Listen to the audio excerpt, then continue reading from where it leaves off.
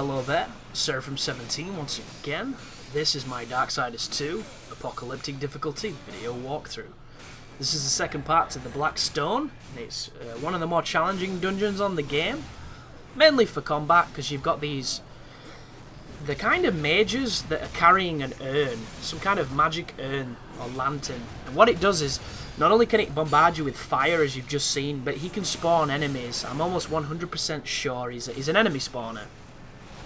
And the enemies that he spawns are bad. They're these Legion guys, and these Legion guys, as you just saw then, came very close to killing me with very little effort. So, extremely dangerous enemy, and he needs to die. So, all skill, all tactics go out the window, and I'm just bum rushing this guy for all hell's worth, just trying to get some quick kills to stop him from propagating and hitting me with spells. And at this moment in time, they don't seem to be summoning that many enemies, so perhaps this guy doesn't have that ability, or maybe I'm too close to him for him to really do it. But as you can see, I am getting my shit fisted at this point, because there's two of them. They're both hitting me with fire spells. The fire spells have knockback, so it's one of those things where you can try avoiding them, but he fires such a high barrage, it's probably better to try and interrupt them than it is to actually evade.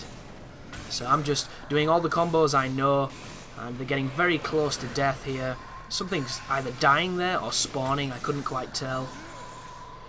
And that is just another one of the Legion soldiers, so take him out, standard fare. They're very evasive. But the problem with evasiveness on this game is it just ends up landing you in the bigger combos like that one. And we're hitting for a good 1,000 damage, you know, per critical. And we're getting quite a lot of criticals because that's the way I've spec'd. And those enemies, they've got quite some life, but it's not unrealistic, so you shouldn't have too much issue.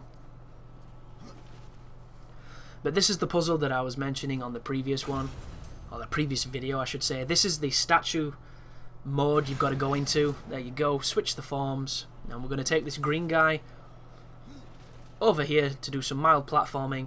And what needs to happen, I believe, is this guy has to pick up a bomb and throw the bomb either through a portal or through a gap to your other self.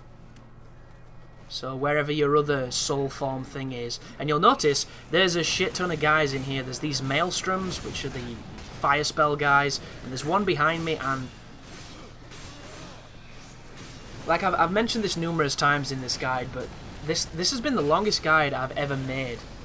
And I don't mean for the length of how long the game is or how long it took me to record, it's for how long it's took me to commentate it. There's only one other project that's taken this long. Two other projects actually, I'm telling a lie. That was weird right there, no idea what was going on. But as you can see, the fight in this room, it's kind of intense. The camera's not great, there's a lot of enemies rushing you, they do a lot of damage, and bringing myself back to my topic, the combat in this game completely falls apart, and that was terrible of me, I just fell down. So, one of the things I did with the editing here, guys, is I could take out these mistakes to make it a slightly shorter video, or I could keep them in so I can kind of share my frustrations with the game with you. And, you know, a lot of the times it can be my mistakes, and if I'm to blame, there's nothing wrong with that. But when it's the controls of the game, I think that's worth penalising.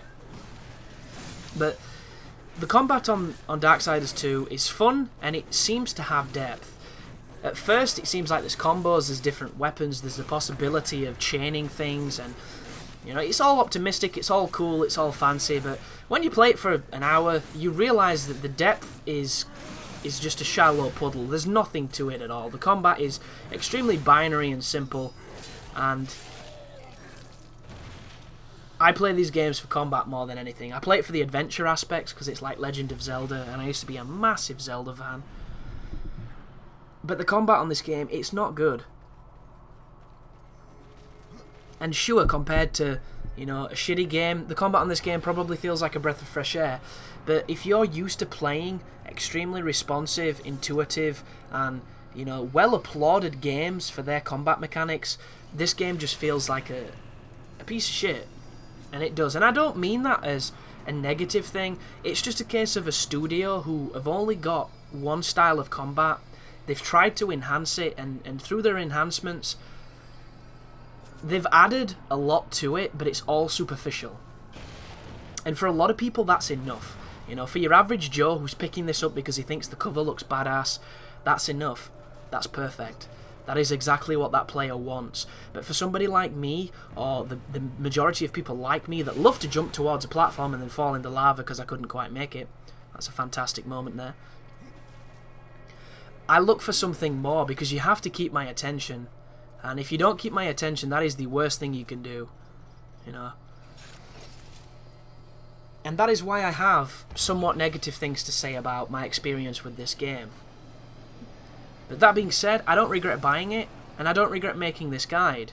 And the people that have watched this guide has been one of those where it's had a lot of different things in it. It's had me and my girlfriend commentate some episodes, which is always nice. It's had me interact with a stream, on a live stream commentary, which I did, you know, live in front of an audience-esque, which was an interesting thing to try, and it was fun. And then it's just back to me on my own, and the earliest parts were on my own, and it's had a lot of diversity. So for better or for worse, I think this guide is a fantastic representation of what my channel is.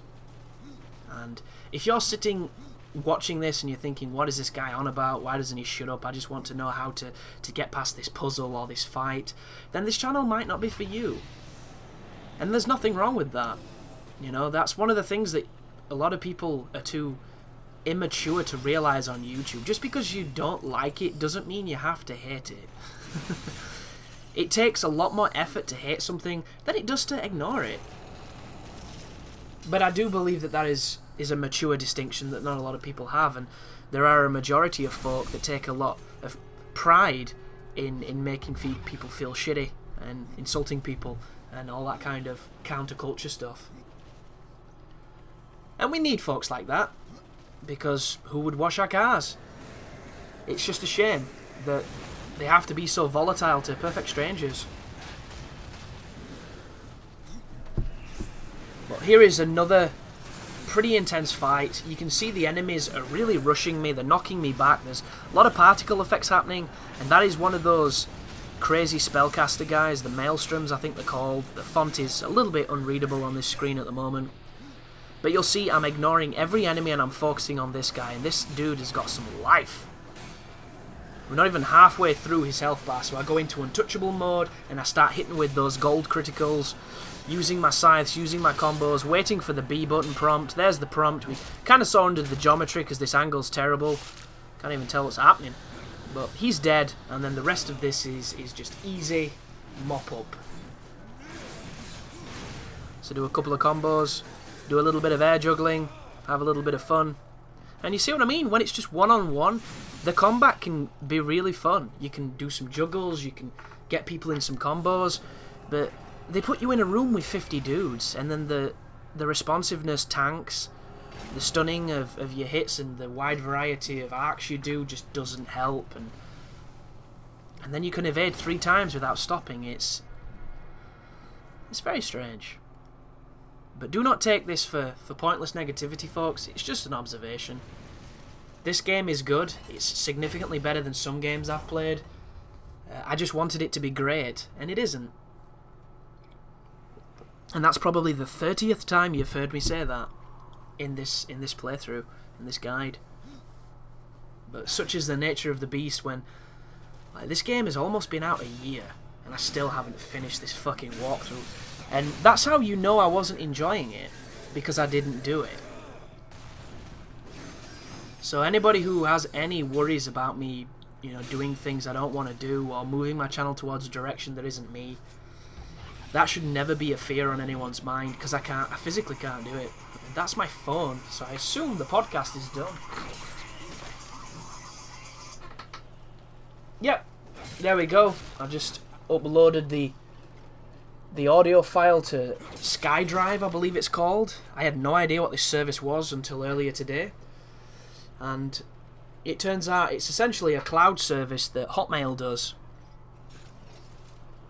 And we're going to use that to get the audio for what's just been recorded. It's a 3-hour podcast.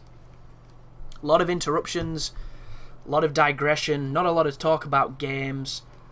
but it's fun, and the people that enjoyed it last time will enjoy it now, and the new audience that I have will hopefully see something that they enjoy as well.